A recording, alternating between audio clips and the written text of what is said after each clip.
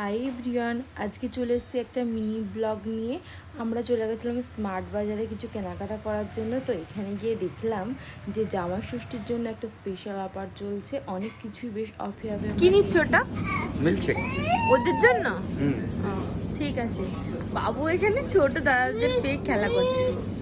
এখানে বাবু তোর দুষ্টুমি চালিয়ে যাচ্ছে, যার জন্য ওকেও একটা ট্রলিতে বসিয়ে দেওয়া হচ্ছে যাতে ও বেশি দুষ্টুমি না করতে পারে। আর ওর পাপাকে দেখতে পাচ্ছে না বলে সমানে পাপা পাপা করে ডেকে যাচ্ছে।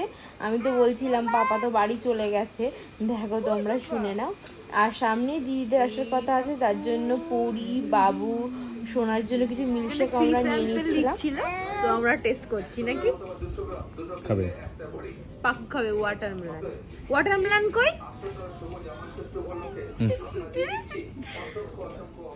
আর প্রতিবারই না এটা আমাদের সাথে হয়, আমরা ভেবে যাই যে আমরা দুই একটা জিনিস কিনে চলে আসবো যেটা আমাদের দরকার, কিন্তু শেষমেশ দেখা যায় যে আমাদের অনেক জিনিস হয়ে গেছে, মানে শেষ পর্যন্ত অনেক বিল হয়ে যায়। তো সুমন বলে হ্যাঁ তোমাদের এত কিছু দরকার প্রতি মাসে, এটা আমাদের প্রতি মাসে হতেই থাকে।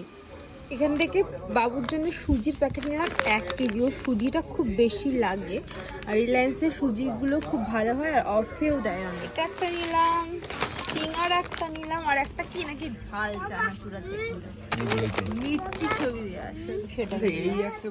আমাদের এখানে মৈত্র বাগানে এই স্মার্ট বাজারটা এত বড় করেছে না, এখানে সমস্ত ধরনের জিনিসপত্র জামা কাপড় থেকে শুরু করে কিচেনের বলো আর খাবার দাবার জিনিস তো রয়েছে। তো যেটা দেখছি মনে হচ্ছে এটাই বাড়ি আমরা এখানে আসি আর ভাবি মানে অল্প কটা জিনিস কেনার জন্য আসি, এতটা জিনিস হয়ে গেছে।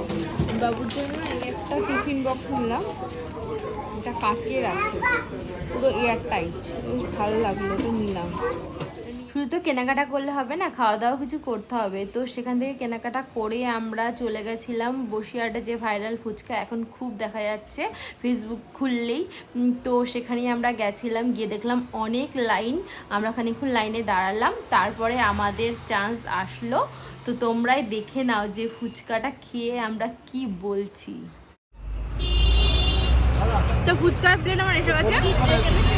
আমি টক মিষ্টি দিয়ে খাবো। খেলে দিতে হবে। টক মিষ্টি আমার লেবু লঙ্কা।